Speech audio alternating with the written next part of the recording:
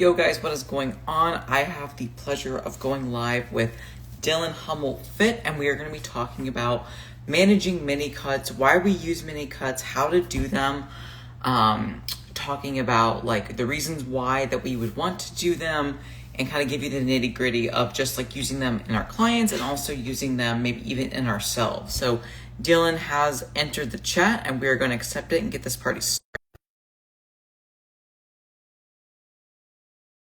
So I accepted it. So we'll see. It always like plays around for like the accepting for whatever reason.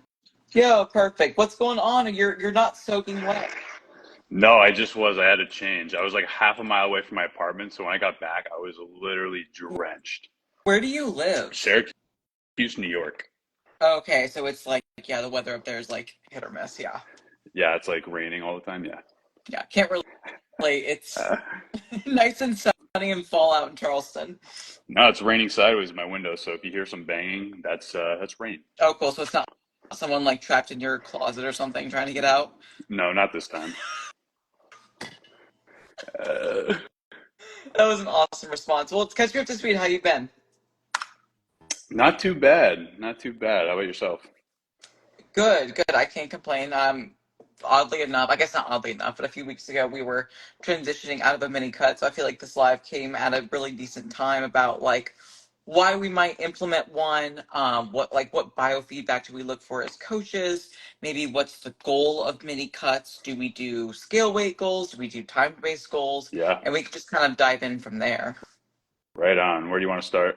I think it would be good to talk about like what are the signs that you're looking for, or maybe what are some things that would warrant us as coaches to decide that, hey, you know what, like you've earned this mini cut. Let's go ahead and dial some things back. Yeah, should we start with like actually like, what is a mini cut first and kind of take things from there? Yeah. Yeah, Yeah, like some basic definitions. Like obviously like there's a time and a place of like contest prep versus like how right. I like to use mini cuts, or like if we're like deep in an off season setting where we're not thinking about competing, that's where I'll use the term either mini cut or maybe even cleanup phase. Yeah, And that is implemented in an off season scenario, not contest prep. yeah, I like the term cleanup phase better than mini cut. I don't know why. Just saying the word cutting and bulking, just I can't. I don't know why it bothers me. It's just I don't Dude, know. I get like a I weird ick. know. I know. I did bikini bulking today as a post, but Yeah, like people love the word cut and they bulk, do. even those coaches were like, Yeah, yeah, no, I get it. All right, so yeah, I'm curious to hear your definition of a mini cut because I feel like every coach has a little bit of a different definition around it, and I feel like most often that is kind of ties into the timeline of a mini cut. So I was kind of talk about like how I approach a mini cut. So for me, well, first, what is a mini cut? Just an aggressive fat loss phase to make things plain and simple. The goal of a mini cut, we want to get in, get out as soon as possible. We don't want this dragged on for a long period of time. Now, like I said, I feel like a lot of different coaches have different opinions on the duration of a mini cut. But for me, and anybody who knows me knows that I hate timelines. I hate assigning timelines for anything because we can't account for things like sickness. We can't account for things like adherence. So, if I say like, hey, we're going to do an 8 week mini cut, but the objective of that mini cut isn't complete at the end of the 8 weeks, well, what are we just going to stop there? Like, no. So we're going to extend things as long as they need to in order so we can achieve the desired outcome of the reason why we started the mini cut in the first place. Um, and I feel like there's a couple different reasons, behind why we could do a mini cut. Is there a specific one that you want to focus on, or are we just kind of covering everything? I think it'd be good primarily to talk about the main reason why it's being implemented in terms of like off-season body fat accrual, like resetting hunger, resetting Hmm. insulin sensitivity. Because obviously, you could implement like a mini cut if you're having like really bad GI symptoms in terms of Hmm. like a GI protocol. But I don't want to go down that. I kind of want to keep it more broad spectrum. Okay. Because I'm with you. Like mini cuts, it's like I don't like assigning timelines. I don't like assigning like goal weights, especially because I'm primarily working with the female population, Yeah. and of course, weight fluctuates throughout their menstrual Right. cycle anyway.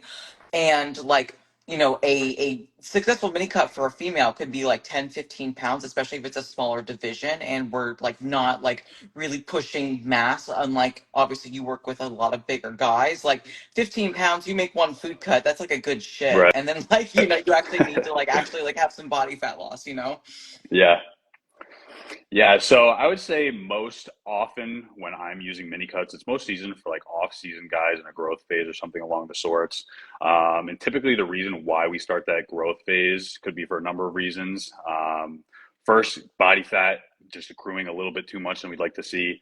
Typically, I don't want to see guys lose their abs in an off season or in a growth phase. If we're losing abs, I think we're taking things a little bit too far. Another thing that I'll look at too, especially if I'm starting with somebody from a leaner standpoint, I'll take a look at the leanest part of their body. I'll kind of see how that changes. When we start to see those lines from that leanest part of their body start to fade a little bit, that's kind of a good indication for me at least that we might be getting a little bit out of hand. And typically, when we start seeing body fat get a little bit too soft, we'll see other symptoms start to accompany that, feeling a little bit lethargic, maybe digestion getting a little bit wonky, training performance. So you're not able to get a pump in the gym and you're in an off season. That's a good sign that we're dealing with some insulin resistance and we might need to hit the reset button, jump into a mini cut to clean things up a little bit. That way we can get back to growing as soon as possible. Absolutely. And obviously females are very, very similar, if not almost identical, with the like little caveat of like you actually might start to notice changes in menstrual cycle regulation because we might start to get heavier periods because obviously as our goal is to grow muscle as bodybuilders, duh, that doesn't mean that it's going to be like completely fat free. Like you are going to be accumulating some body fat with that. Of course, how Sure. much really depends upon a wild variety of factors. But as females, like more body fat that you have, yes, you are getting like those extra inflammation that could be, influencing your menstrual cycle, maybe causing some heavier periods, some more PMS symptoms, maybe having like some type of cycle disruptions. And so I think it is important that as females with naturally occurring cycles to take that into consideration as well, on top of everything that Dylan said when it comes to, digestion, hunger signaling, if we're measuring fasted blood glucose in the morning, maybe measuring blood pressure, resting heart rate, like some other just like tangible data points other than the scale or pictures, or if you're someone that likes to use measurements, like it's one of those things where it's like just keeping an eye on trends. I can't tell you how many times it's like we might be taking blood glucose and like 3 weeks into, I hate to say a bulk, but 3 weeks in where it's like food is being titrated up, maybe drugs or whatever, and they have like one reading where it's like 99 or 100. They're like, oh my God, like, holy shit. And it's like, okay, we need to be looking at trends, right? We also have to understand that, especially if you're in the enhanced crowd, when you're pushing up body weight or even wanting to gain muscle mass, it's one of those things where it's like, not everything can be optimal all the freaking time when you're pushing boundaries, but it's important to, again, look at overall trends and like take note when things are starting to push back so you can make a decision. Do we need to like push past that boundary and like push things a little bit further, or is it time to actually like dial things back in? Yeah, fasting blood glucose, that's a good one. That's a really good thing to look at, especially for people that are eating a shit ton of food. Keeping an eye on that. But kind of to your point, it's kind of one of those variables too that you have to watch trends with. Yep. Because, there's certain people where their fasting blood glucose will sit a little bit higher than the average person. Ideal world, we're below 85, but guess what? Some people, maybe they're a little bit more stressed. Maybe that low 90s just kind of where they sit on a normal Yeah. basis. So keeping track of trends is definitely something really important to take into consideration when you are, keeping track of blood glucose, but also just any other Yep. variable too.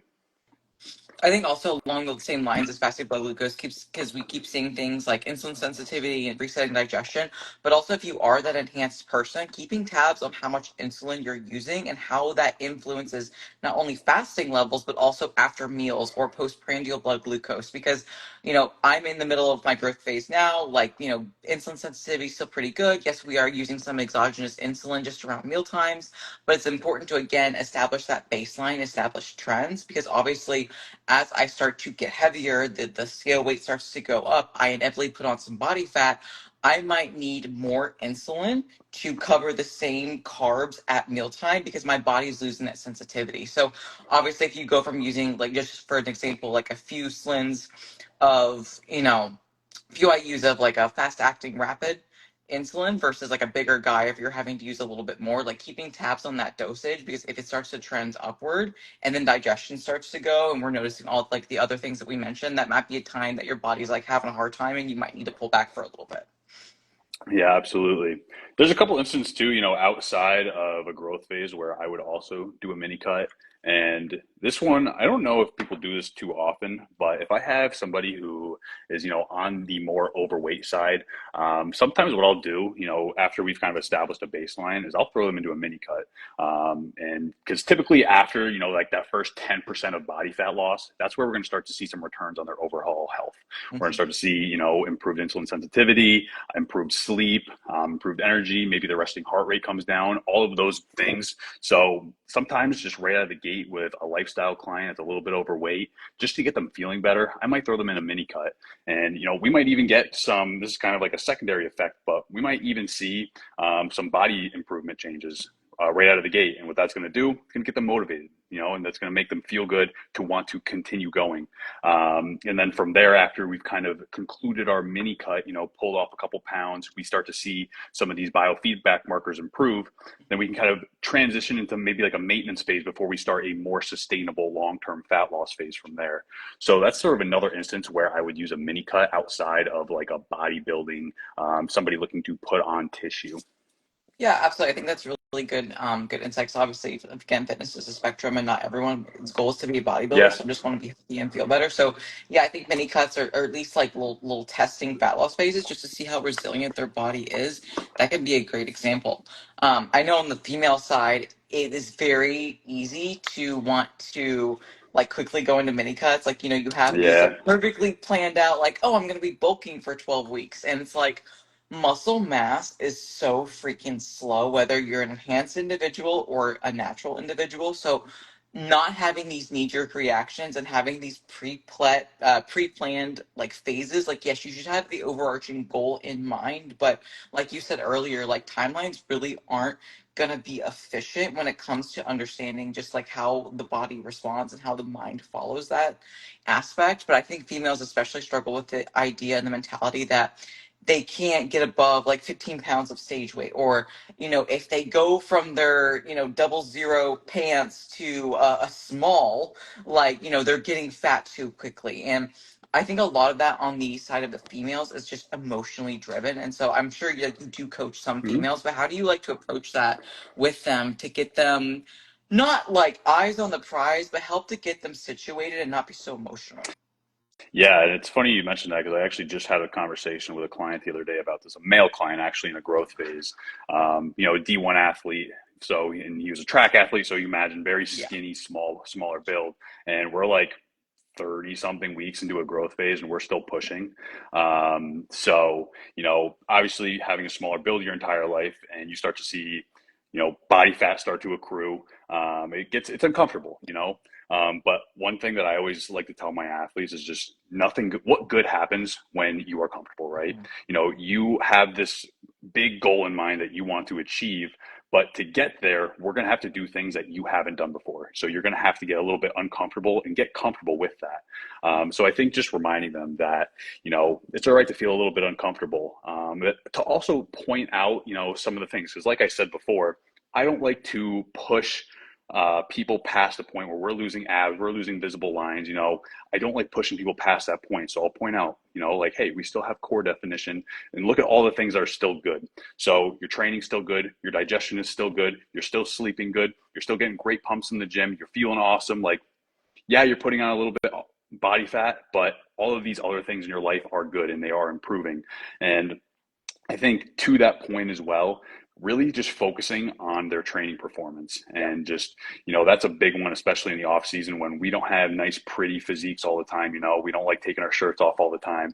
So just focusing on like, hey man, how's your training going? Like, Mhm. you hitting PRs in gym, is training progressing? Like that is all good stuff to focus on.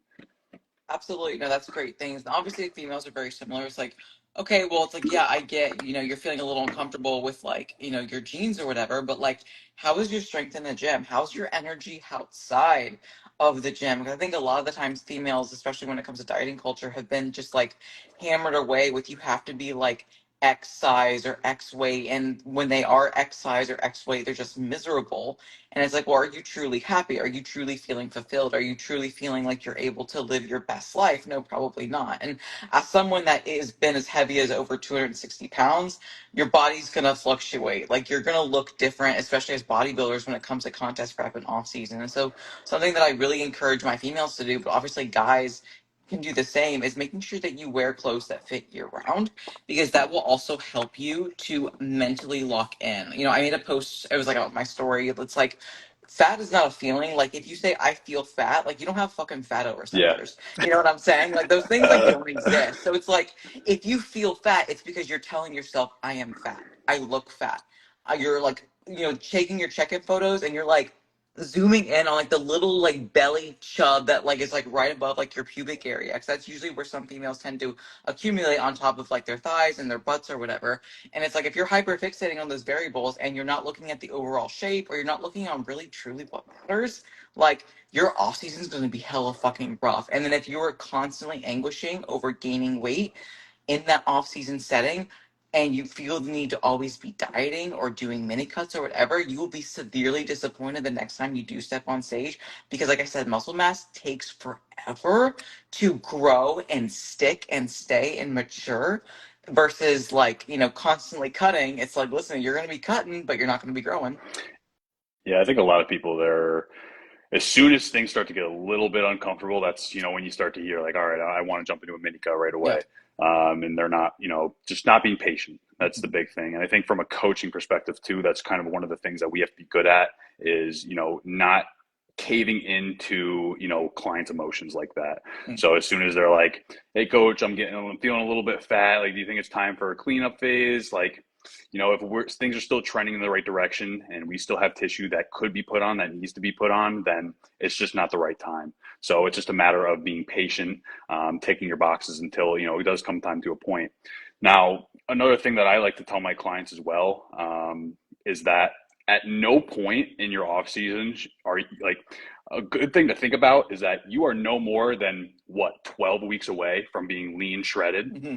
So it's like thinking about that and just thinking like, okay, in just a few weeks, like I can be right back to, feeling lean again. So I think keeping that in the back of their head that, we could always 180 whenever we need to and get down to that nice, lean, dieted physique.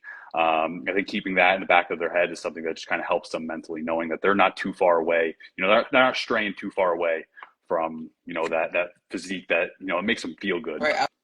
Absolutely. And I know you and I both are on like big on mindset and managing that mental health, especially because I know you've had like Yeah. a difficult time in your own reverse situation where it's like you followed everything to a T, but like your body did what it needed to do to, you know, feel safe and to heal. And I think it's really important to understand where it's like, if we have all of these feelings, usually feelings is what gets us in Yeah. trouble, because like we have that knee jerk reaction where it's like, oh, I feel this way, so therefore I'm gonna like fix it so I don't feel this way, because feeling bad or feeling fat or feeling whatever you're telling yourself is uncomfortable, rather than sitting with it and allowing the emotion to pass, especially in people with like perfectionism mentality. They want to scratch and pick at it so that way it makes them feel better, and so therefore they're no longer in pain. But it's like being able to sit with like the emotion until it passes is so powerful, because in all reality, hopefully you have enough life purpose and enough joy in your life where you take your photo.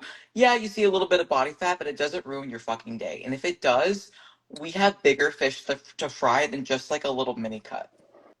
Yeah, absolutely. And the same thing goes for the scale too. Like if you're stepping on the scale in the morning and that is literally ruining your entire day, like you said, we got bigger fish to fry. There's more important issues that need to be taken care of. Because like you said, I do pay a lot of attention to mental health. That's a huge thing for me. Something I like to put a lot of time in with my athletes, just making sure that they're taken care of from a Yep. mental perspective. Because to be honest with you, without being in the right spot mentally, nothing's going to happen physically. And like you've said, like I dealt with that myself. I'm just held myself back mentally, and I was holding back from doing what I needed to do physically. Mhm. So those two things go hand in hand. And a lot of time too, like I'll refer people out to therapy too. Yep. That is a huge thing. I think there's a lot of shame around it, which there really shouldn't be. There's no need to be ashamed for reaching out to somebody for help when you need it, right? Same thing for, working with a coach. There's no shame in needing somebody to help you. That's what these people are on this planet to do right. Absolutely. And I know we were kind of talking about like mini cuts in a bodybuilding perspective, but also like Gen Pop, like it is great to want to diet if you have excess body fat and you want to feel better, be healthier, live a better life for yourself, for your family, your kids, whatever. But as someone who used to be morbidly obese that had a shit mindset around dieting, I was just as miserable, if not even more so, when I lost 125 pounds in about a year because my mindset was still not right. Like I was fueled by like self-hatred. I wanted to see the scale number be zero. You know what I'm saying? And at that point, like, what the fuck are we doing? Yeah. So it's like it's just the why you're doing things is so important. And while like, I feel like Dylan and I both like when we burn hot. Like we're very passionate about what we do, but sometimes that can bite us in the ass by pushing too hard, at least on ourselves, and then essentially burning our bodies out. So as much as self-hatred burns and burns hot, it is not a clean fuel. It burns really, really nasty. And at the end of the day, you're just kind of left with like, diesel fumes that's just being like fucking fumigated in your face. And I know that like the self love era, especially on like the female side, is like also being blown out of proportion where it's like, oh, you're everything and more. Like you don't need to change. But like if you want to change, you want to make sure you have a powerful why and doing it for the right reasons, which kind of goes back to us doing mini cuts as we do them for the right reasons. We don't do them because we're feeling fluffy or uncomfortable. We don't do them because like we miss being, our size small or oh hey coach, I think it'd be good to do a mini cut so I can do a photo shoot just for fun. Like we need to have a reason for the mini cut, thinking about the long term. And so, like we first spoke on, like if we're having bad pumps in the gym, if we're seeing biofeedback trend in a negative direction, digestion starts to fight back, like maybe even a little bit of brain fog, or especially like mood disruptions and lethargy,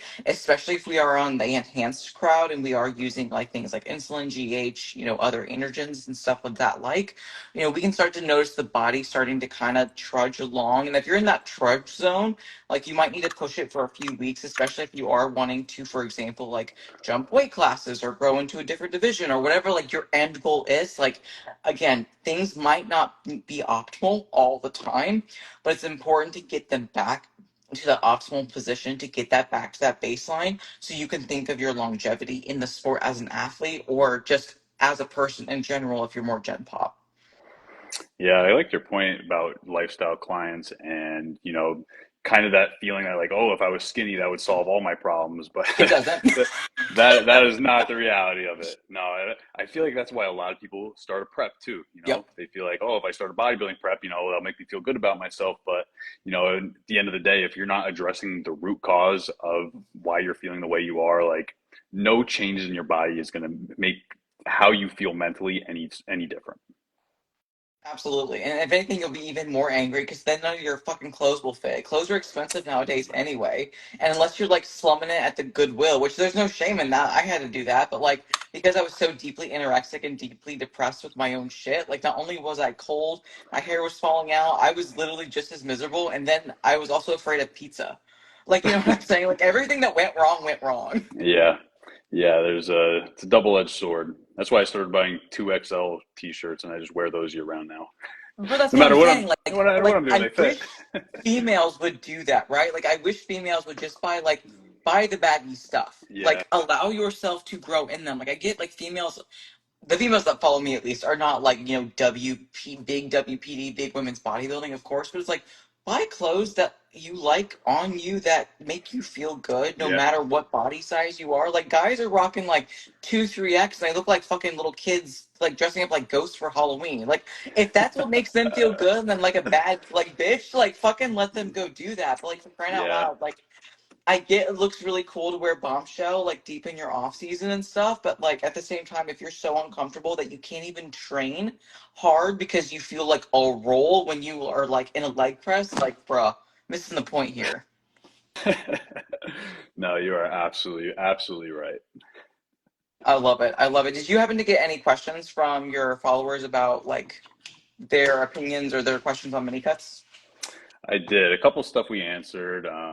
How long should a mini cut last? We already answered that. Really, as long as what's needed to achieve the desired outcome, Hmm. whether that's 6 weeks, whether that's 8 weeks, whether that's 10 weeks. it really just depends on when we achieve that desired outcome that we're looking for. Um, Anything you want to add to that? I will say sometimes I will purposely not like I kind of like look at the word mini and sometimes just like throw that out. Like it'll just be a cut. It might not Yeah, be necessarily mini because especially for my first time athletes that have never truly dieted to contest level lean, they're just done like little vacation diets.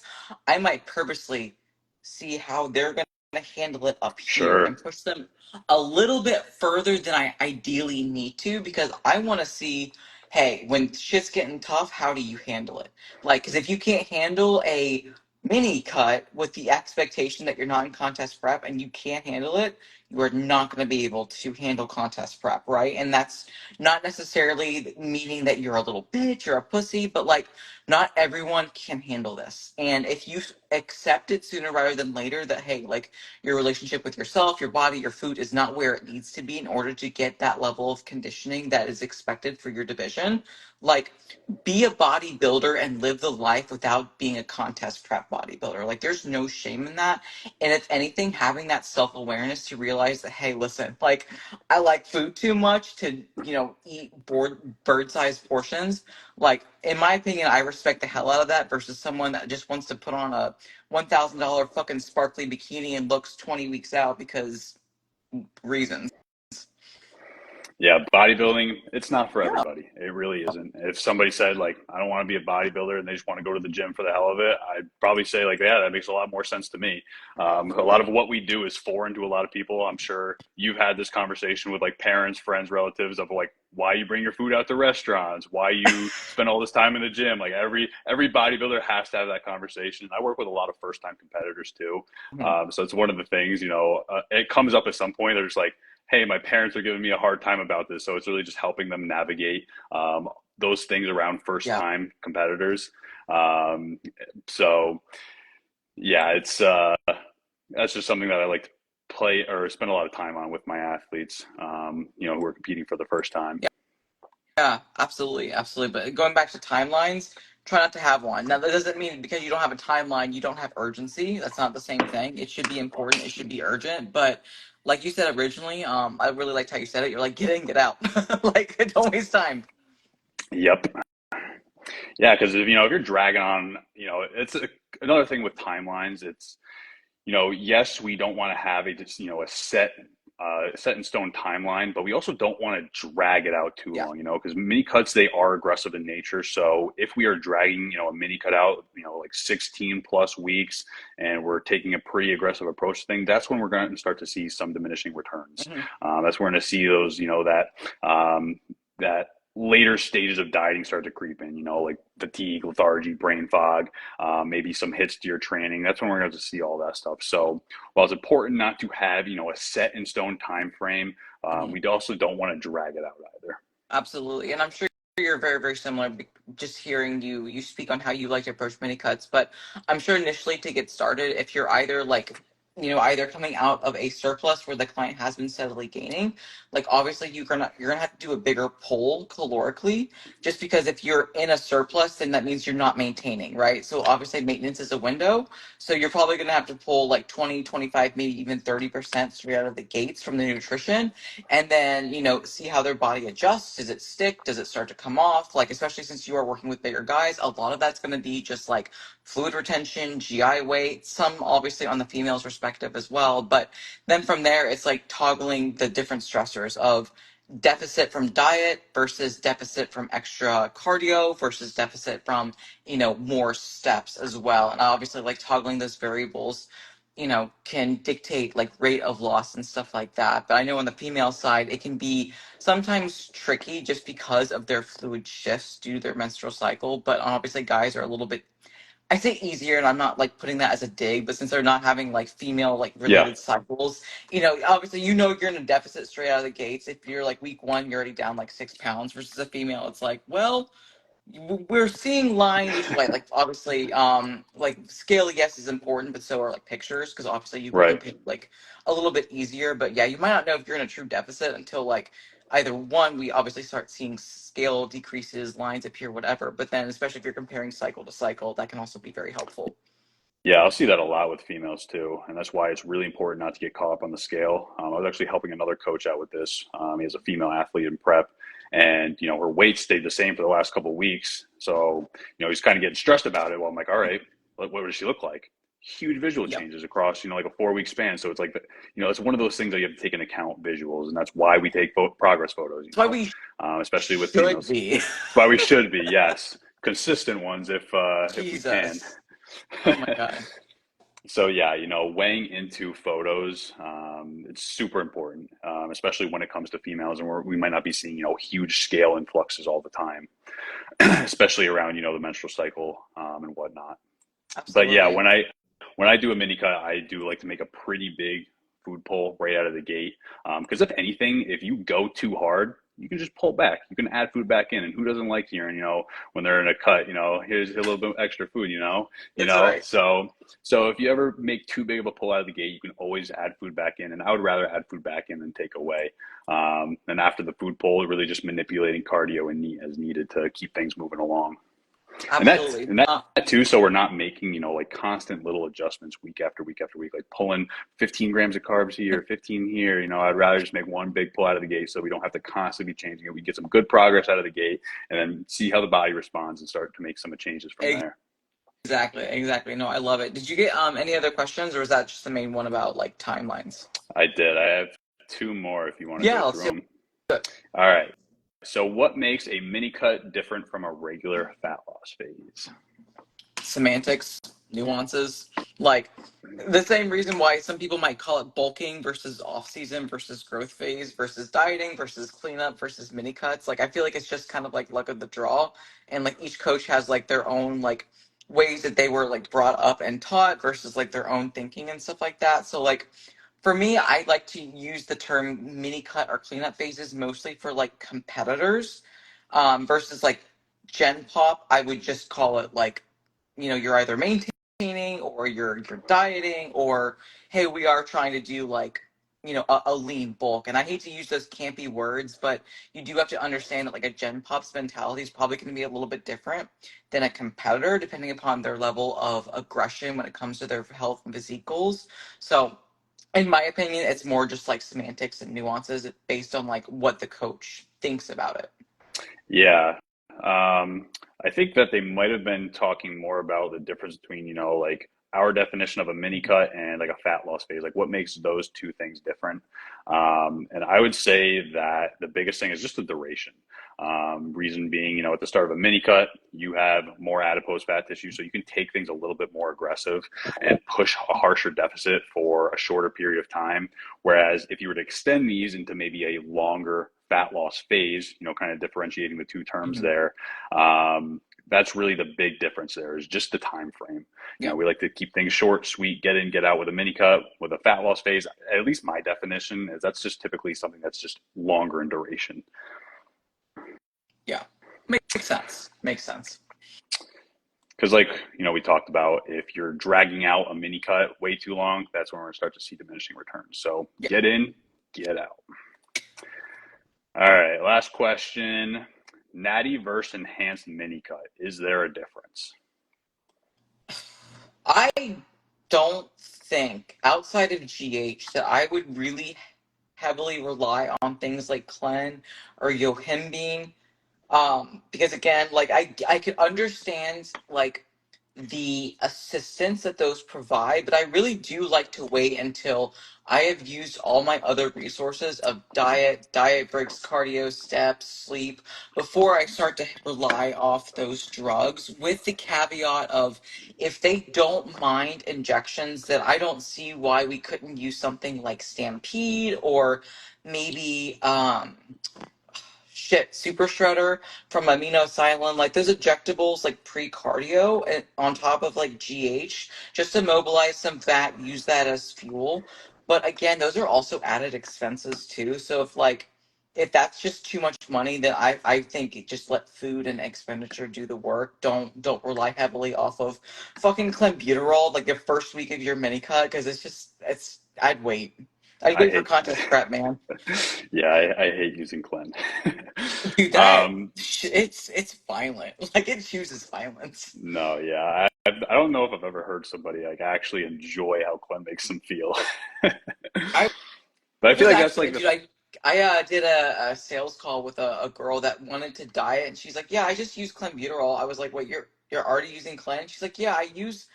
She said some outrageous dosage. I was like, "There's no way you use like that. Like it was like a gram." I was like, "There's no way you're using a gram of clenbuterol. no. Like, ain't no way." I feel like though that's the common female drug, that and Anavar, because it doesn't have to be injected, so they just kind of resort to that, you know. Yep. So Well, that's baby's something first that cycle, clenbuterol and yeah. Anavar. Yep. Yep, there you go.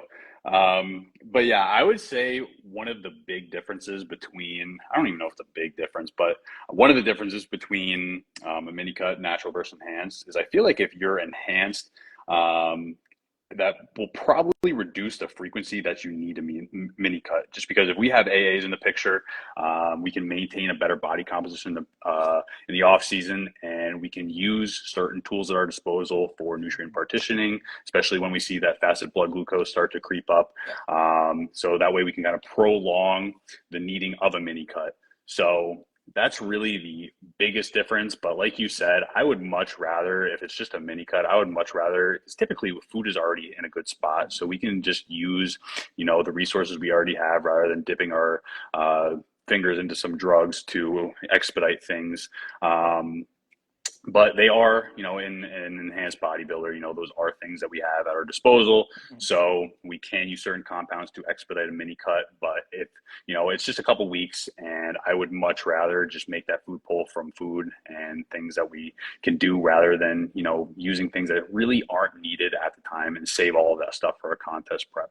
Yeah, I think the most I would use in a mini cut, and this is like a rarity that I would even need to, depending upon like how low we have to pull food, especially if it's like a smaller female, like a mini cut, even if it's only like pulling down to 1,500 calories, like that is still opening up rooms for deficiencies, and obviously that's going to be a stressor. So if you are like having to pull calories a little bit lower just because of like your metabolism, like your height, weight, whatever, the most I probably would use is like a thyroid support supplement, not T3 Yeah. or T4, but like thyroid from Morphogen Nutrition, thyroid boost from New Ethics, like some type of multivitamin, multi-mineral to cover your bases to give your body those extra nutrients. Because the first initial pull of food, we typically see a pretty big spike in reverse T3 on labs, and so it's like keeping that in mind that you want to make sure that your thyroid doesn't adapt too quickly, depending upon kind of like your dieting history too. Yeah, I love using a thyroid boost supplement, especially for my enhanced, or not my enhanced, my natural guys through a contest Oh prep. It's yeah, great. oh It's yeah. great, especially towards the end, when we start to see a little bit more of that thyroid downregulation. That is a huge card that I like to play.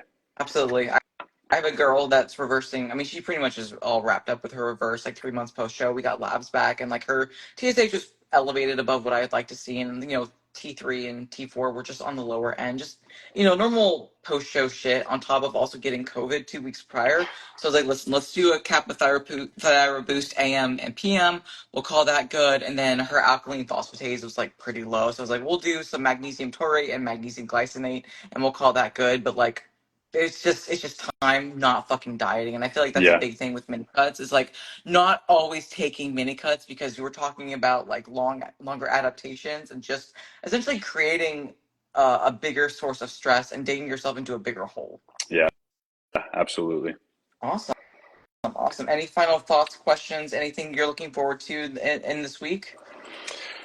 Uh, I'm actually going over to a friend's house tonight, so I'm looking forward to that. Long work day, so gonna unwind a little bit. Good. Just hang out with some boys. What about you? I'm getting a couch for like $300 for a There we delivery, go. transport, and whatever, and it's replacing that thing back there that I've had. Shit, Eric and I have been married 7 years. It's just like a 7-year-old couch. So I am Hey, if it stoked still to works. replace it. Yo, it still works. It still works. But like, when like you're sitting in the middle of the couch and you just kind of like you sit down and it's like. Yeah, Yeah, it's like kind of like that and the okay. couch, and I'm like, oh shit, we need to be adults here. Like we're almost fucking 30. Is it a Facebook Marketplace couch? Oh no, actually a friend, so even better. So it's like we're not having to, hey, is this still available? Like, or can I come to get this? That's We do have awesome. one quick question. Do you have a YouTube? I do not have a YouTube other than the Physique Forum. That there's like a podcast that gets uploaded, but no, I'm not cool enough for YouTube. I'm not. Yeah, me either. Tragic. Austin Stout has a YouTube. I would recommend that for like learning nuggets. But dude, thank Dom you so much Kuzich for just coming started one too. on. Yeah, Yeah, absolutely. Glad to be here. Thanks for having me. of course. Of course, it was great meeting you. It's great, like getting to talk to you. Because obviously, I know we talk in like the back channels and shit. Yeah, But keep crushing it. And guys, thanks so much for watching the replay, watching us live. If you have any questions, like feel free to slide into either one of our DMs. We're happy to answer questions. You know, hop on consult calls, whatever, just to make sure you guys are taken care of and have all your questions answered. But Dylan, you have a great rest of your evening. Hopefully, you don't get soaked anymore, and we'll talk soon. I'm sure. absolutely. All Thanks, Ash. Appreciate it. right. See ya. Thanks, guys.